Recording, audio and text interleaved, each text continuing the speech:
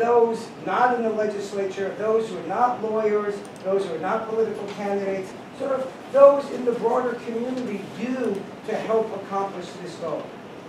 Well, I think, let's give it like what she was talking about. Any of us can find ourselves when we leave here tonight in a situation where we may have to use some type of force to protect ourselves. And I don't think at that moment, I don't think anybody is going to say, what does the law say on this? You know, your basic survival instincts kick in, and you're going to do whatever. I know I would, just like Representative Sullivan said, someone you know, is trying to attack my daughter. I don't care at that point what the law says or does not say, because it's irrelevant at the time. I was talking to a retired police officer today about this, and he said, look, I'd rather be judged by 12 than carried by 6. You know? Okay, so I'm going to do whatever it takes in the moment to get out of that situation. But I think this is where this bill comes in, that the burden of proof won't be on the defendant, because it adds another layer, you know, of just trauma on someone who's trying to defend themselves. The burden of proof should be on the prosecutor. So I think if we can get that point across there and give it to people, sermonize it to people in parables where they can understand it. If you and your puppy are walking and someone attacks you, you know, I think, what was that, a couple of weeks ago, someone shot a dog, you know, all this crazy stuff.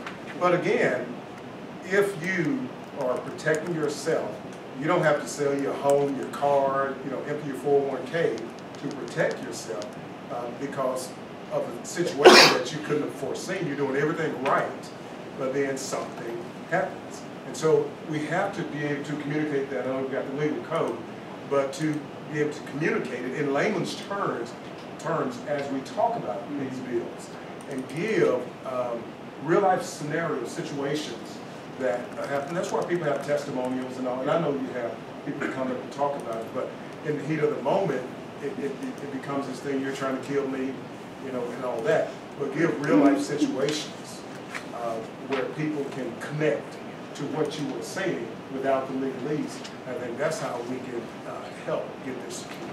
Well, I connect to what you're saying. Yes, sir.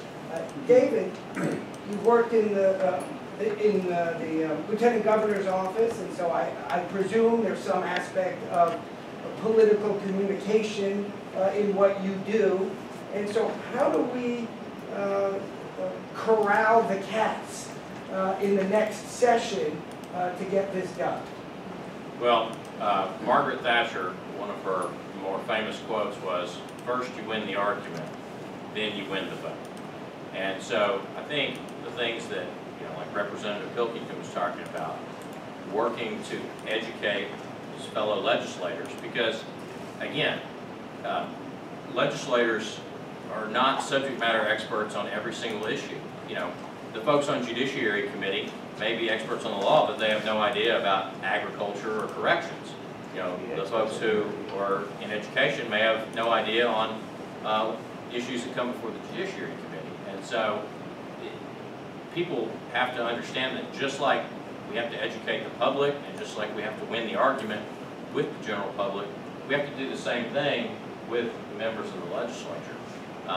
You know, when I was working with Americans for Prosperity Arkansas, if we had an issue come before the legislature, I remember when, you know, we had prevailing wage law come before public health, which you were on.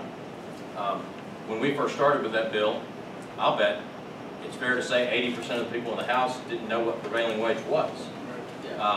And so that process of just, it's a continual process of educating people and also forcefully combating the hysteria.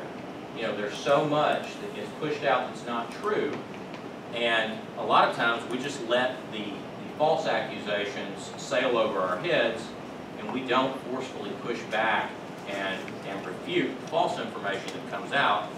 And, you know, a charge that goes unchallenged is a charge that is believed. And so, you know, we have to do a better job of that as well. Karyn, I have tried